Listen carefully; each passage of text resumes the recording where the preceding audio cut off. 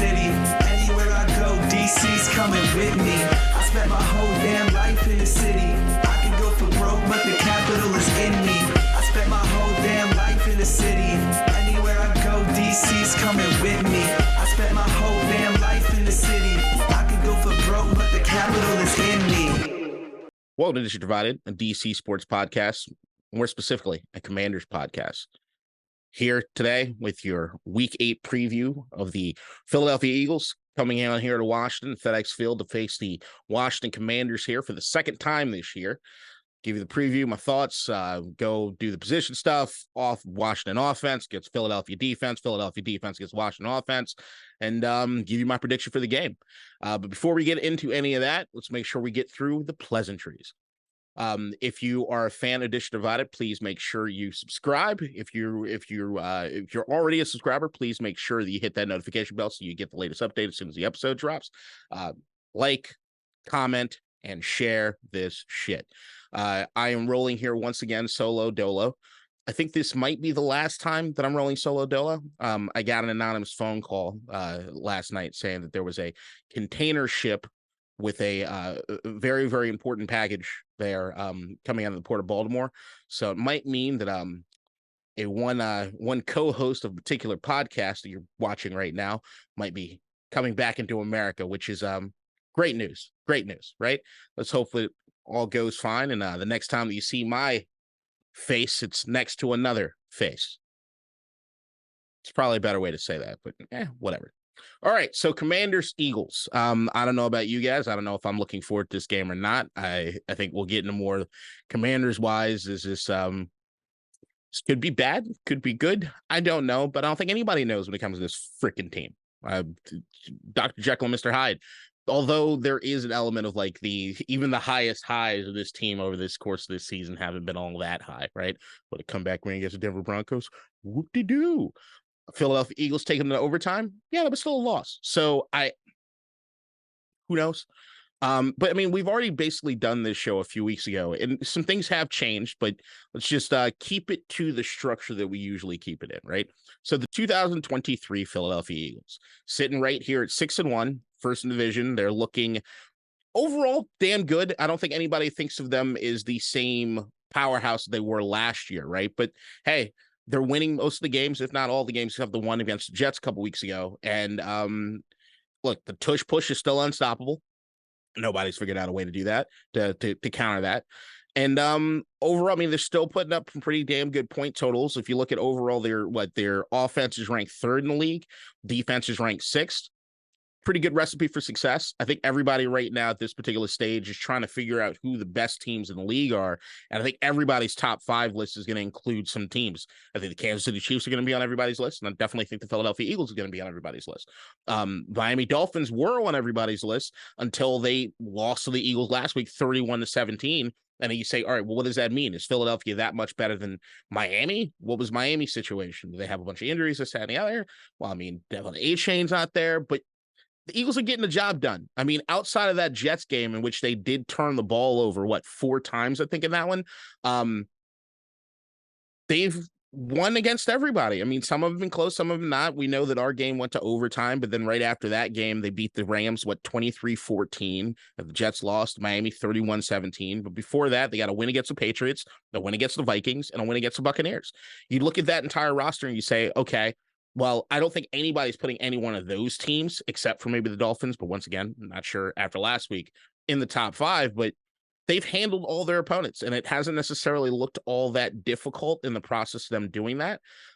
It just hasn't looked with the same oomph that they've had last year. But I don't think that really matters, man. You don't really get points for style. You get points for whether or not you win or lose the fucking game. And they're doing a much better job than we are in that goddamn department. I can tell you that right now. So, yeah, the Eagles team, I mean, everybody knows they're the one thing with the Eagles, and I think I brought this up last time that we previewed them, is a lot of teams after they lose a Super Bowl, they think they have enough, right? They think that, hey, we were good enough to make it there, so let's just run it back. They didn't do that. They made a lot of change. They made a lot of moves in this offseason. They bring in DeAndre Swift. You know what they did on defense as far as in the draft with like Jalen Carter. They've looked and they made moves. They knew that they couldn't rest on the laurels of last year. They had to get better. Now, whether or not they look demonstrably better than they did last year, I mean, I guess the jury's still out, but they're still winning games, and they're going to be in it at the end of the season as long as they stay healthy for the most part, right? And the health thing, I know we'll get into some of that as far as like Jalen Hurts' shoulder and what the injury report and everything says, but yeah, this Eagles team is damn good, and I think that everybody expects them to be. They are definitely Super Bowl contenders, and as far as the most consistent team in the NFC and especially the NFC East, you'd have to absolutely give it to them. So, yeah, this is not a team that I don't think anybody's sleeping on these guys, and if you are, I want to know what drugs you're taking because your boys had a little insomnia, and yeah, I need to be able to sleep like you do. Because I don't know, man. All right, so going into the position more breakdown, you got the Washington offense, get a Philadelphia defense. Part of me doesn't really want to get stuck on too many of the X's and O's because I feel as though with this Washington team overall, you don't know what's going to show up, right? Like one would say, all right, let's look at the past experience of this team against Philadelphia.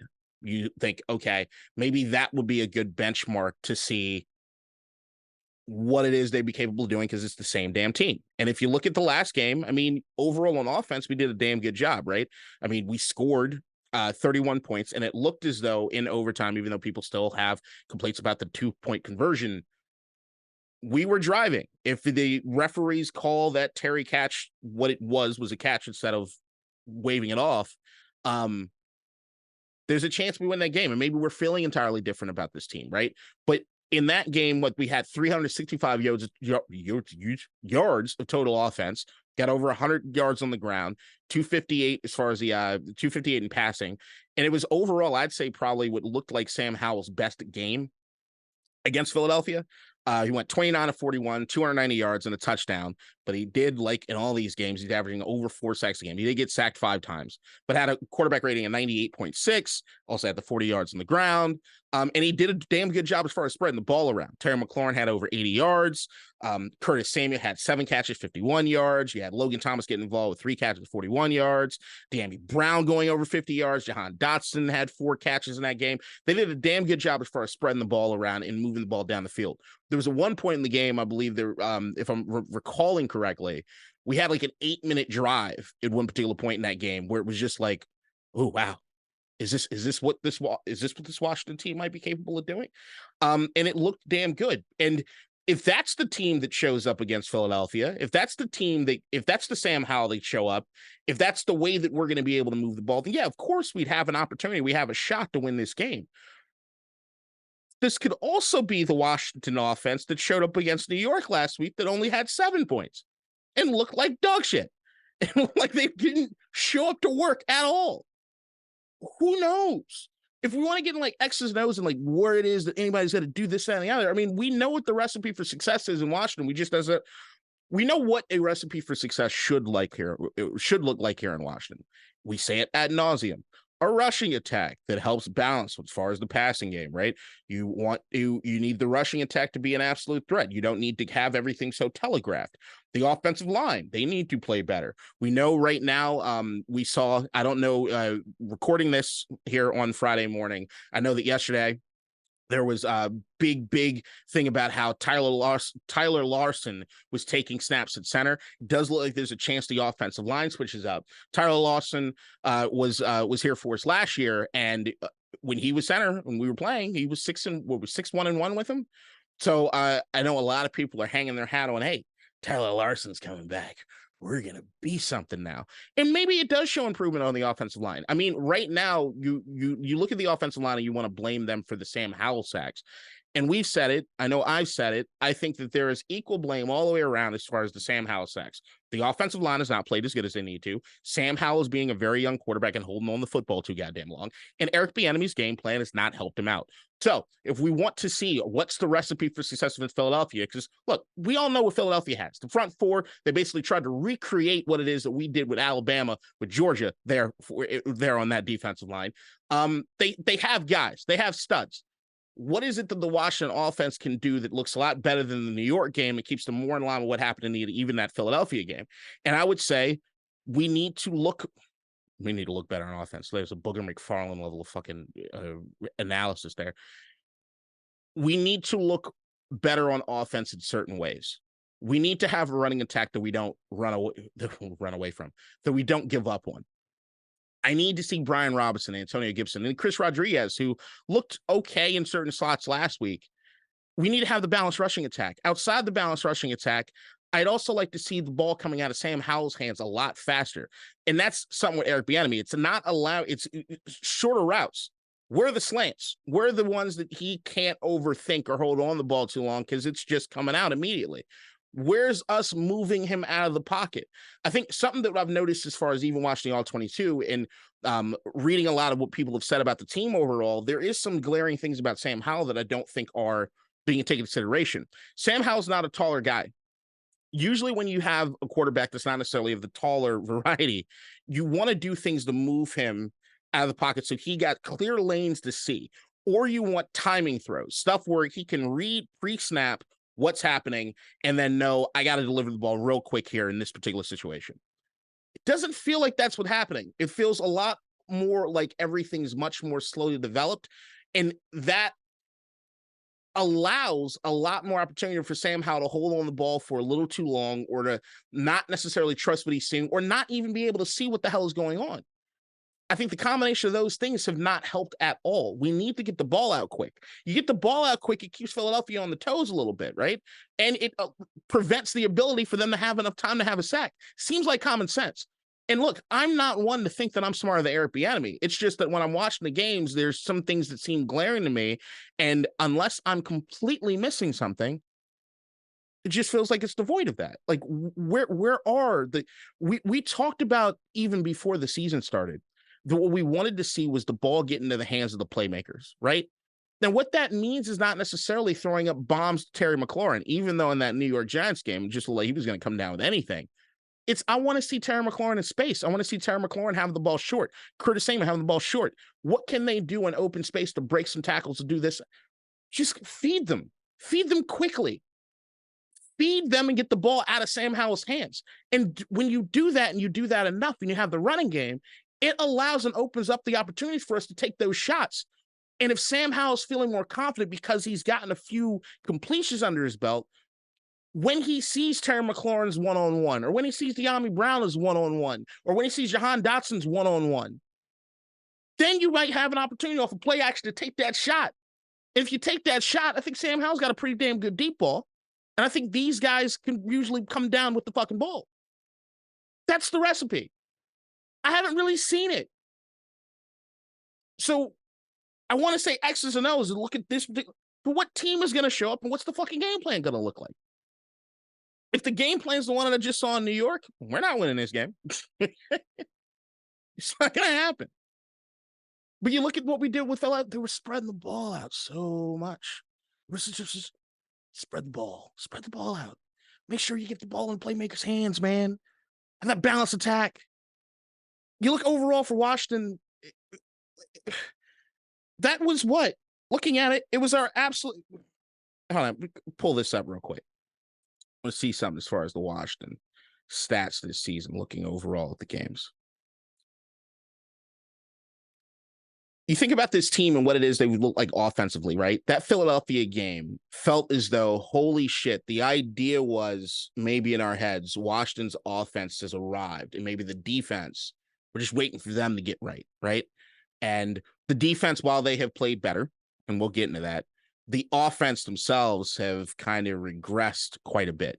If you look at it from a balance standpoint, okay, I'm going to go passing yards, rushing yards per game through the Philadelphia game, and then what post. So against the Cardinals, we threw 456 yards. We ran for 92. Won a great game. Week one. Looked kind of messy, but Sam Howell getting the cobwebs out. Denver Broncos, 266 yards in the air, 122 on the ground. The Buffalo Bills game, even though we got absolutely smoked, the offense still managed only 125 in the air, but 105 on the ground. Philadelphia, probably our best overall performance, right? 258 in the air, 107 on the ground. Chicago Bears game. Look, couldn't be balanced in the Chicago Bears game because of how quickly it got out of whack, right? But 359 in the air, 29 on the ground. Atlanta Falcons, 121 in the air, 72 on the ground. NAS Giants, 197, 76. Balance is kind of gone. The passing numbers, as far as over 200 yards, are kind of gone, mostly because I know the sack numbers kind of count towards that. So it doesn't necessarily help.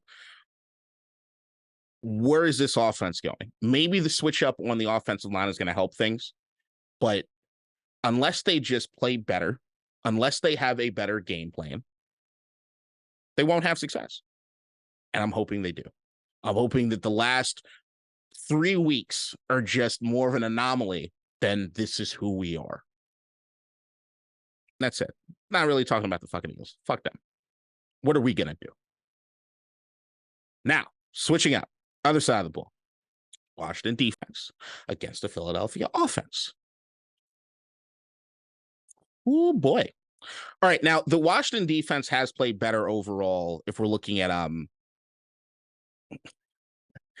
they've looked at times better, but then I don't know if that's necessarily opponents or what have you. Since the Chicago Bears thrashing, 24 points to Atlanta Falcons, not great. Definitely not great. But then the New York Giants, you hold them to 14.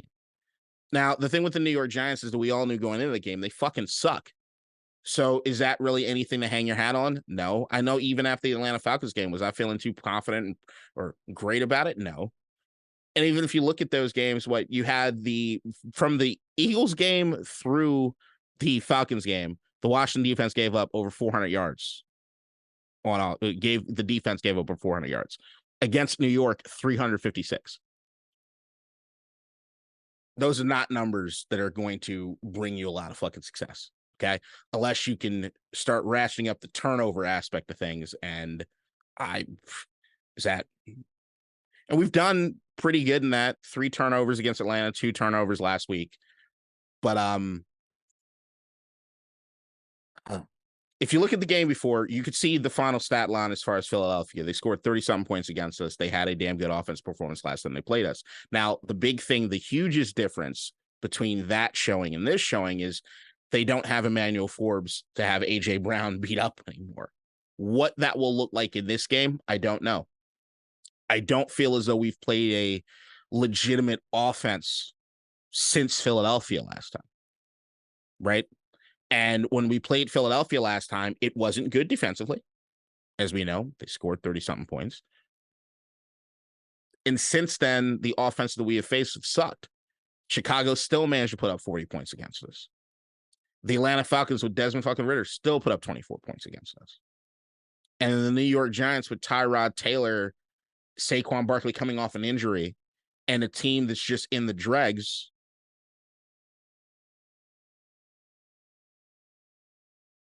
They did good, but it's who are you playing? The Philadelphia Eagles is absolutely the toughest matchup. I mean, outside of the Buffalo game, we know how the fuck that went, right? So I don't know. I don't have a whole lot of X's and O's and things to tell you about that. It's just, is the defense going to play better? We know that Cody Barton is hurt. Maybe that changes some looks as far as the defense. Because I know right now with the defense, the main concern that I have more than anything as far as the defense is the lack of imagination or creativity they have. Now, that might be a combination of the personnel not necessarily being good enough, but I also just think that Jack Del Rio has no imaginative aspects or qualities to the defense. They feel as though we know what's coming at any given point in time. I think this game, if it's going to be that, if we're going to continue doing that and going down that road, then all you can hope for is that Chase Young has another good game. He's had a good season up until this point. Maybe he sees the Eagles. Maybe Montez Sweat and those guys know that they've been on the trade talk, the trade block, right? And they want to ball out. I don't know. It's because in any way that I look, this Philadelphia offense against this defense should be throttling us. It's just what it is. Now, what can you hope for from a storyline standpoint? Jalen Hurts, we know after the last game, he kind of banged up his shoulder a little bit. He was not on the injury report list, and I'm going to try to pull that up momentarily. I guess that's this. Is that what you're hoping for? You're hoping that Jalen Hurts is not necessarily he's not necessarily as healthy as he is. Maybe one or two tush pushes, he tweaks a little bit more. He's just not playing as well. Also, look, Philadelphia's offense, like they've had. I know last time we played, we were so very, very, very, very, very, very, very afraid of DeAndre Swift. But overall, their offense right now hasn't necessarily done a whole lot on the ground recently. If you look, the last 2 weeks for Philadelphia, against the Jets, they only had 80 yards on the ground. Against Miami, they only had 99. So they haven't cracked the 100-yard mark since they played the Rams in week 5. And even before then, that game that we were so worried about DeAndre Swift, he did have a good yards per carry total, but 104 yards on the ground. I know that one would say they could have ran it more on us, but because Emmanuel Forbes was giving up everything, why not just throw it? Probably fair. But if you're looking at the Philadelphia offense right now, if your hope is to continue to lock down the run, keep them locked up as far as the run game goes, and then force Jalen Hurts to beat you, does he have the ability to beat us? Yeah. Would I pick A.J. Brown over anyone in our secondary? Probably. Will I pick Devontae Smith over everyone in our secondary? Maybe a little less, but I mean, he hasn't shown up recently, so who knows? But I think that's what it is for Washington. Hit Jalen Hurts as hard as possible. Make sure you're hitting the shoulder as hard as possible. Maybe he doesn't play as well. Maybe they turn the ball over like they did against the New York Jets. And maybe we have a shot. I think that's it. I really do. That's all I really have as far as the X and O's. I don't know what's going to happen in this fucking game. All right, now on to prediction.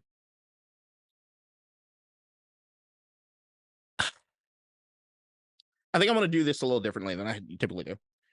I think that what I can think of when it comes to this game, maybe like a storyline thing, right? Like what do I see happening in my head when I imagine this particular game? And I think I see a multitude of aspects of things that could go, right? I see that let's start with like what I just went off as far as like Jalen Hurts thing. We have an Eagles team coming into Washington where they usually have success here in Washington, right? Usually we play them harder kind of at home. It kind of swaps, right?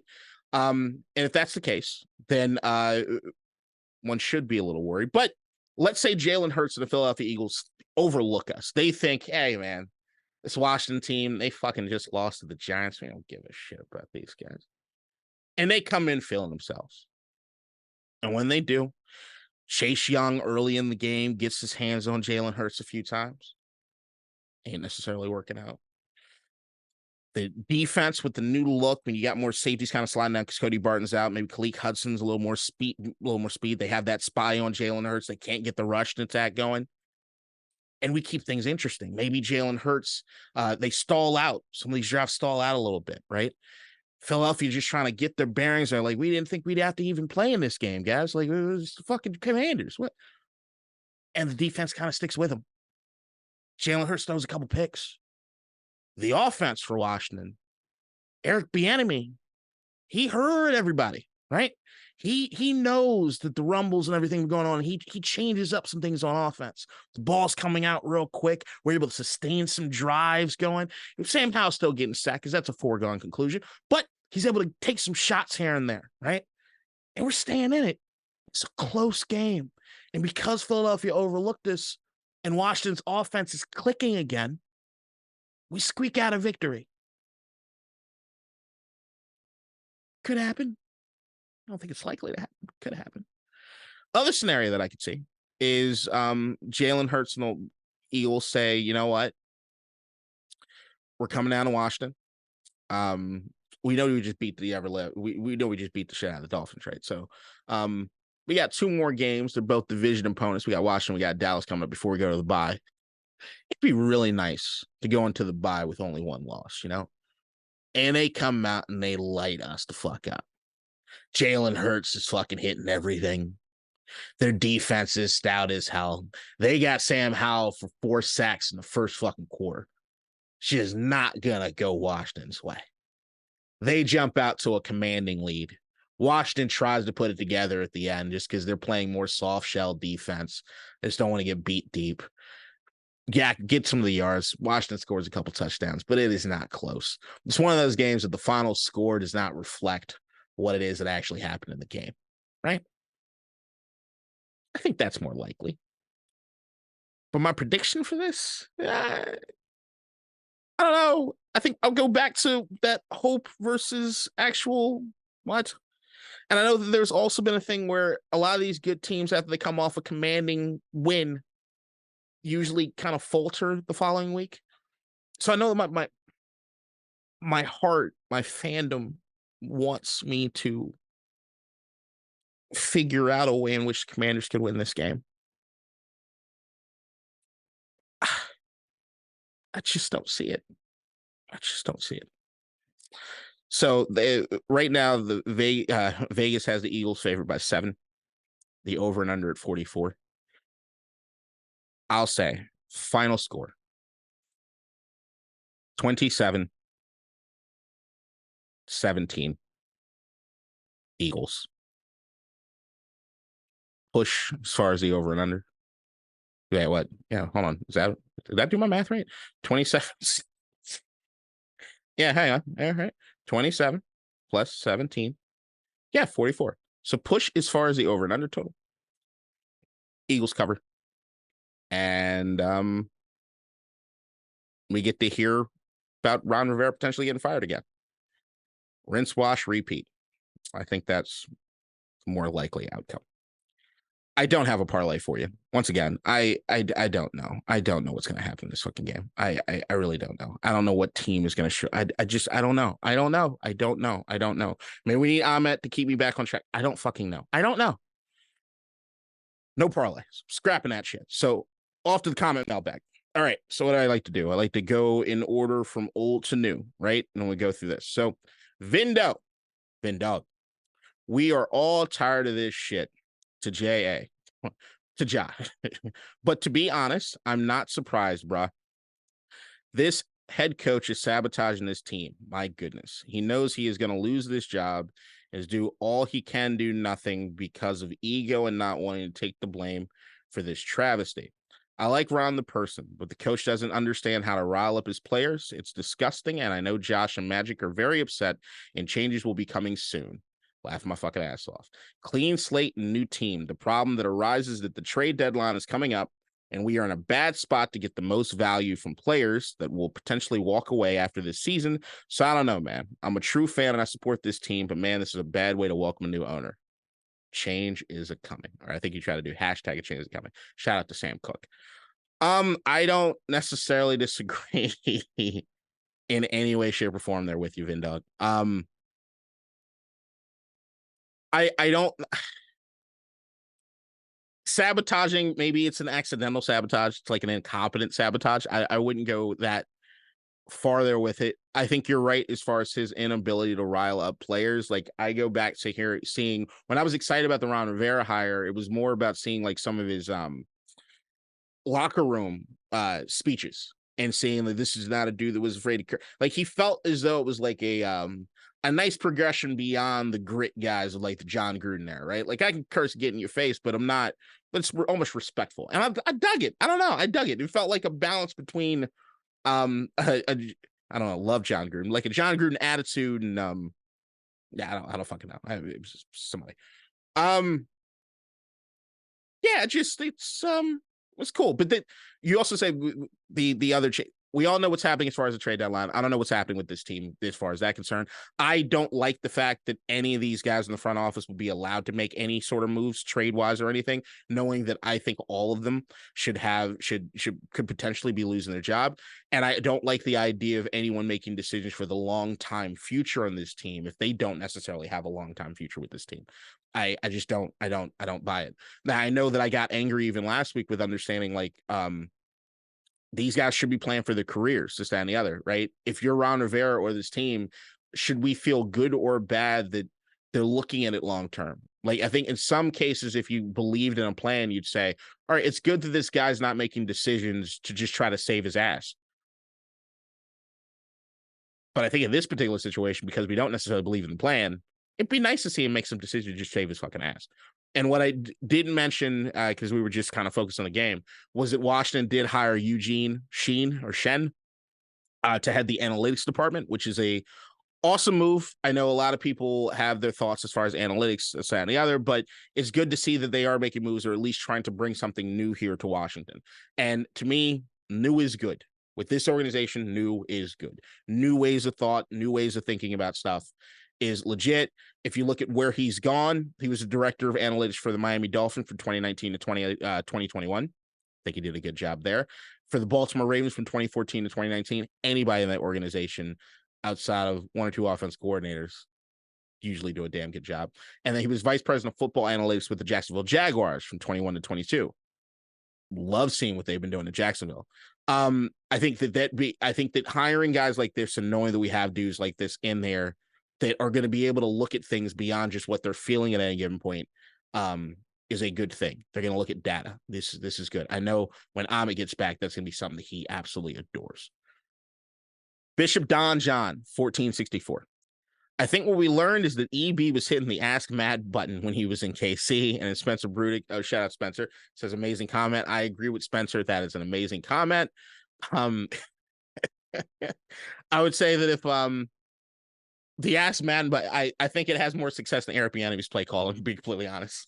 I think he should be running a simulation of the game on the side and Ask Madden once in a while. Maybe they'll queue up some slants. Spencer Brudick, KDot crushing it. Great episode. I appreciate that, Spencer. Miss you, bud. Miss doing a podcast with you. The Hawk TV 3339. As a millennial Washington sports fan, we have been bad for 32 years. Look, the only time we win the Super Bowl in 91 or 92, whatever as far as the year goes, I know this might be rose-colored glasses, but I still look at the Gibbs 2.0 era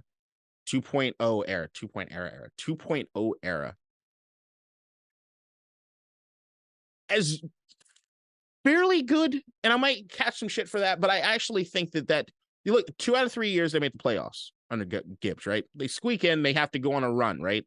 They 5 in a row or we don't go. And then the other time was like 7 in a row. That last time that was coming off the heels of Sean Taylor's death. That was a lot for that fucking team to deal with. And I'm still one, and this might be revisionist history because he ended up kind of being a psychopath, but I still believe that if they had kept the core of that team and if they had transitioned the coaching staff if they had given the reins to Greg Williams, I know he's not a popular name overall in League Circle, but if they had given that roster to Greg Williams and gave him carte blanche to bring in somebody else offensively with that unit, I do believe in my heart of hearts that there could have been something there. I really do. I think that Gibbs was maybe the only guy that Snyder didn't necessarily buck heads with just because Gibbs was such a force as far as just a legendary figure here. I think that he kind of kept Snyder in check. Now, once again, knowing that as far as Snyder and knowing Greg Williams and how headfast he is, that's why he didn't get the job, that maybe it probably wouldn't have worked out. It would have flamed out even more. But yeah, there's still part of me. Yeah, you're probably right. As long as Snyder was the owner past Jack Kent Cook really not giving a fuck in the final years. Yeah, I don't know what I'm marked. We've been bad for 32 years. Blood clot. I want Rivera gone. JDR gone. Anyone that Rivera brought in as part of this team, gone. We need new blood. People that dare to think bold. This game is just too advanced for old school, ignorant, and stubborn thinking. Rivera and JDR have a plan, and they'd rather die than stray from it. Eric Bieniemy, so far the best way I could describe him is a sous chef that's worked under a Michelin star executive chef for years, making his food and his dreams on a plate year after year. Then he wanted to start his own restaurant, but doesn't know how to make anything else. So he replicates what he used to make when he was a sous chef. What he is used to making was Italian food, and this restaurant is Chinese. Wonderfully said, Blood Clot. This might be one of my favorite comments ever. Yeah, I'm done. Like the Ron Rivera, me constantly trying to defend him because of how much I like him as a guy. I think I've said it enough. I think everybody understands. We appreciate everything. Once again, I'm doing it again. Done. If you want to know my thoughts about Ron Rivera, go back to any of the other fucking episodes we've done. I'm done. And the thing is that I think I'm at the point right now where even if we were to win this game against Philadelphia, even if we were to go on a little bit of a run, I don't buy it. I just don't. It would follow the same kind of trend that we do every single year. Start off fucking sucking and then going on a run at the end to end up as mediocre. I'm done. I've seen this fucking script before. I'm over it. I'm over it. You get too many other new head coaches and new regimes that come in and have success. Have success quickly. I'm not even trying to be selfish in the sense that I need success quickly. It's year 4 of the same thing over. It's either the same thing, and that's the peak that we get, or worse. I'm done. I'm right there with you, Blood Clot. I'm fucking over it. I'm just over it. I'm done. We have plateaued with this unit. We have plateaued. Save from winning out the rest of the year and going on a run to the fucking Super Bowl, I'm out. I'm done. I don't really give a shit what the final record is. I think I'm out. There was a part of me in this that was kind of hoping that, you know what, I was thinking as I was saying it, watch this motherfucker be wrong. Watch them go on a run. Watch them do that, and then you're going to be singing a different tune. Please make that happen. Make me a fucking hypocrite. I'd rather be a goddamn stupid, ignorant hypocrite than watch this team do the same shit that they do every fucking year. I'd sacrifice that. I'm good with that. I just don't see it happening. We've plateaued. Then I was looking at something. We have the 4th hardest strength of schedule to close out the year. Just think about this. We have the Eagles. We have the Patriots, which I'm sorry, the Patriots, that defense, I'm terrified of them with this team. The Seattle Seahawks on the road in Seattle. The New York Giants again. They beat us. The Dallas Cowboys. The Miami Dolphins. Get a bye week. At this point, I'm guessing Eric Bieniemy's probably head coach. Rams, Jets, Niners, Cowboys. Drop it in the comments. How many games you think we're winning by the end of this? I don't have a lot of faith in almost any of those. But even if we did, I don't care. I just don't care. I'm done. All right. This has been Dish Divided, a DC sports podcast, more specifically a Commanders podcast. I am KDot. I think for the last time coming to you solo. If you like this episode, please like it. If you like this episode, please like it. Yeah, please hit that thumbs up that shows me and us and the world that you liked it. Drop a comment if you have anything to say. Even if you have nothing to say, just drop a comment. Just drop some emojis in that bitch. I don't give a fuck. If you're not a subscriber, subscribe. If you are a subscriber, make sure you hit that notification bell so you get the updates as soon as the episodes get released. And more importantly than anything, share this shit. After the pod begins now. Don't have a lot for you in After the Pod. I did see Killers of the Flower Moon. And I will say this. I need to see it again. And this is the new Martin Scorsese movie starring Leonardo DiCaprio, Robert De Niro, and Lily Gladstone, who I absolutely adore. Movie about the Osage people in Oklahoma way back when. And after they were getting the oil money and stuff, how they got fucked over by the white man. I thought it was a masterpiece. I need to see it again. As soon as I was out of the theater, I know everybody complains about the runtime. It's like 3.5 hours long. It blew by for me. The Irishman, which is in the Scorsese movie before this one, was also 3+ hours, and you felt that more, even though I don't see any part of that movie which I'd cut, except for one scene where Robert De Niro's beating somebody outside a grocery store, but it just looks bad. But it was important to the story. I felt this movie just fucking flew by. And I'm not ashamed to say that I cried like a little bitch twice. Actually, at one time I did that whole bit. I think my girlfriend thinks less of me now. I thought it was an absolute masterpiece. I know for number one movie this year, Oppenheimer's kind of been there for me, solidified. If gun to my head right now, I'd probably say that I think this is my favorite movie of the year. I'm still so proud of what Nolan did in Oppenheimer, and that's not to take anything away. I know that when you put together lists, it does that, but it's the way that I like to do things is list. I just thought it was absolutely a phenomenal movie. And I've heard from some people that the second time you watch is even better because you watch for some of the machinations of certain things they have going on in the background. But I also think that Martin Scorsese, who is in my opinion, the greatest living filmmaker. This might be a controversial thing to say, but I think you got to understand what I'm saying with nuance. I think he's at the peak of his powers right now. Now, that's not to say that the movies or this movie or The Irishman are his greatest movies ever made. But I think his ability, as far as his directing ability, is the strongest that it ever has been. When you have movies like Goodfellas, which I think are like Goodfellas is my all-time favorite movie, or you have Raging Bull or Taxi Driver, or Mean Streets, or After Hours, any of these movies. I don't love Casino, but Casino.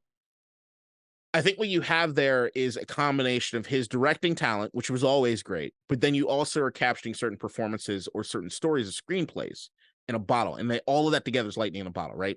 If you have Goodfellas, the idea that you have Scorsese with his talent and his abilities, but on top of that, a Ray Liotta coming out of fucking nowhere to smash it, a De Niro just fucking going at it, and then more importantly than anything, a Joe Pesci who's just electric. You have that along with the true life story of Henry Hill.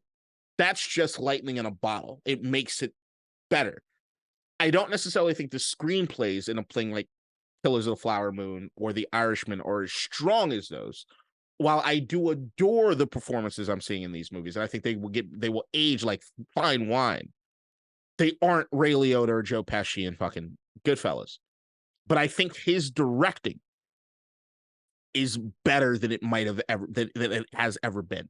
There's a confidence factor that I'm seeing in Scorsese when he's making these movies now that I don't necessarily that you haven't really seen. He knows he's good. He knows he's great. There's an interview that they do a lot of these. I don't know if it was there's a Vanity Fair article that he did, which if you haven't read it, please make sure you read it. It's great. Just him understanding his age and that he's not going to live forever, and we're coming to the twilight of how many movies he can make. But there's a video online, I don't know if it was GQ, Vanity Fair, or whoever did it, between him and Timothée Chalamet. And early on in that interview, Timothée Chalamet said, you could tell Chalamet is just giddy. He's excited that he's sitting with Martin Scorsese. And he says something like, I'm sitting here with the greatest living filmmaker. Now, usually, if you know Scorsese, you know most directors, they would be humble. Oh, no, stop. What are you doing? This is horrible. Scorsese just sat there. He let him say it. He had no retort. He had nothing. He basically yeah. It'd basically be akin to, I'm sitting here across from Martin Scorsese. I don't need to confirm that for you. I know it. There's a level of confidence that he has that I just think is incredible in filmmaking. And I think that when you have filmmakers that are really, you have to have a fearlessness. I know for me, I'm a creative. I like to write quite a bit. I do a lot of variety of art stuff, and part of me always wants to get back into acting. I don't know, but I like creating things, and the hardest part for me ever when it comes to creation is the confidence level. It's the idea that anytime there's so many things that I've made that no one has ever seen because I'm so afraid of what they'll think, or I'm so afraid that what I made doesn't matter. There's self-doubt and a loathing and a lack of confidence that happens that stops you in your tracks, that makes outside people and thoughts and ideas kind of prevent you from doing anything. And it's a terrible, terrible thing. But when you see someone who's creating and have the utmost confidence in what it is they're doing, sometimes it works, sometimes it doesn't. But for the most part, I always appreciate that effort. And more often than not, it is pretty fucking good. Like, there are certain filmmakers that are young that have that swag. Tarantino is one of those dudes. I know some people's miles may vary with Tarantino. I think he's one of the greats. Tarantino's one of the dudes that knew from the very beginning, I'm the shit. Everything I'm doing with purpose. I don't need to be second guessed. I know what the fuck it is I'm doing. And you see that in the movies that he makes. There's just a confidence level that's there. And I always felt as though the best artists across the board are usually the ones that have confidence, or at least have the ability to turn off the doubt and to just say, fuck it. But when you're a guy as old as Scorsese, and it sounds kind of mean, but what that does is he has age, he has wisdom. And you couple that wisdom with that confidence. Somebody told me that Guillermo del Toro, another great director, said if he could take years off of his life to give to Scorsese so he could make more movies, he would do that. And Lord knows I probably feel the exact same way. This guy right now doing what he's doing, having the confidence and the abilities that he has right now, choosing the right cinematographers, all this, Lord knows I wish we had another 40, 50 years worth of movies from him. I think they'd be world changing. I think the world would be a better place. I'm done. I think I talked about this more, and I didn't really talk about Killers of the Flower Moon. Check it the fuck out and go see it in a theater. I know that right now, nowadays, everybody has ADD, ADHD, whatever. It's hard for people to sit. I'm telling you, it flies by. Just make sure you pee, you do whatever. If you got a small bladder, don't get a fucking big drink or anything. Just chill.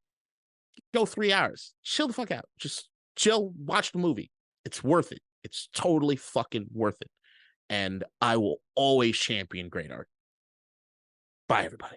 In DC, we're just hoping that you listen.